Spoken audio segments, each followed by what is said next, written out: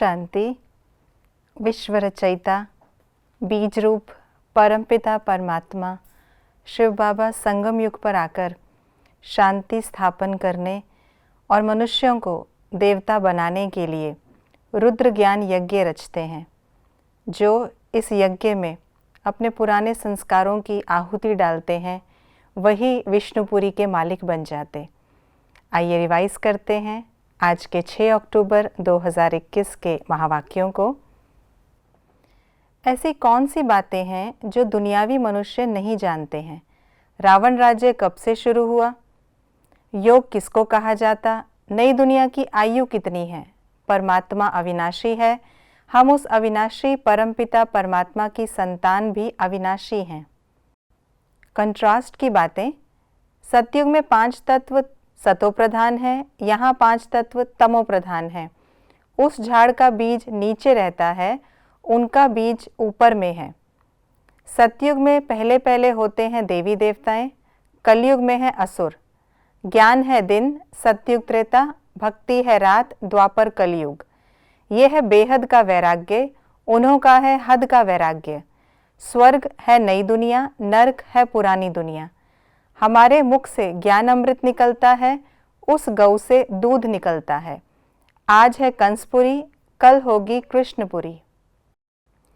क्या होने से क्या हो जाता? मनुष्य भक्ति छोड़ते हैं तो विघ्न पड़ते हैं। आत्मा पतित बनती है तो शरीर भी पतित बनता है। योग लगाएंगे तो आयु बढ़ेगी। मूत पलीती आत्माएं साफ होती तो शरीर भी शुद्ध मिलता है। मन मनाभव होने से आत्मा और शरीर पवित्र बन जाते हैं। बहुत पतित बनते हैं तो जोर से चिल्लाते हैं। मन मनाभव होने से विष्णुपुरी के मालिक बनते हैं। याद करते हैं तो पाप कटते हैं। अंत समय के लिए बाबा हमें आकर कौन सी बातें समझाते हैं? ये सारी पुरानी दुनिया इस ज्ञान यज्ञ में स्वाहा हो जाएगी। पुरानी दुनिया को आग लगने वाली है। नेचुरल कैलामिटीज आएंगी। सरसों मुआफिक सब पिसकर खत्म हो जाएंगे। कुछ आत्माएं बच जाएंगी। बेहद की होलिका होनी है जिसमें शरीर सब खत्म हो जाएंगे। आत्मा पवित्र बनकर चली जाएगी। आज की मुरली में बाबा ने किन किन त्योहारों को याद किया? गीता जयंती, शिव जयंती, कृष्ण जयंती, दशहरा, राखी, होली। बाप हम बच्चों से क्या कहते हैं? ये काम कटारी आदि मध्य अंत दुख देती है। विकार में नहीं जाना है और कोई से मत सुनो। यह है तुम्हारा अव्यभिचारी ज्ञान। तुम बच्चों को ही ज्ञान देना है। भक्ति करने से किसी को मना नहीं करना है, आपे ही छूट जाएगी। मैं तुम बच्चों का सर्वेंट बनकर आया हूँ। मैं रुद्र यज्ञ रचता हूँ।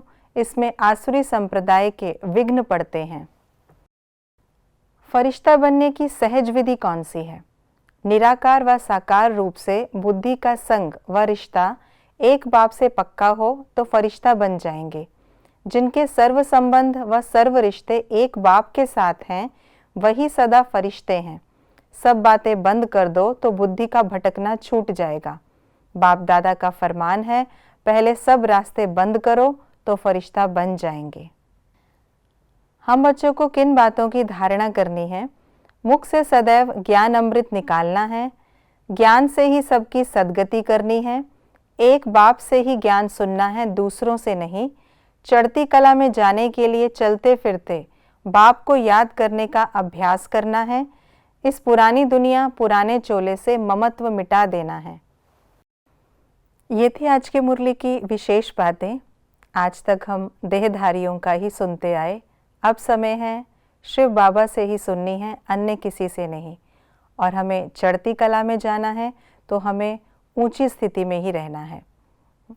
और कमेंट बॉक्स में लिखकर अवश्य बताइएगा आज की मुरली से कौन सी ऐसी विशेष बात है जिसने आपके दिल को छुआ और आप जिसे धारण करेंगे। ओम शांति।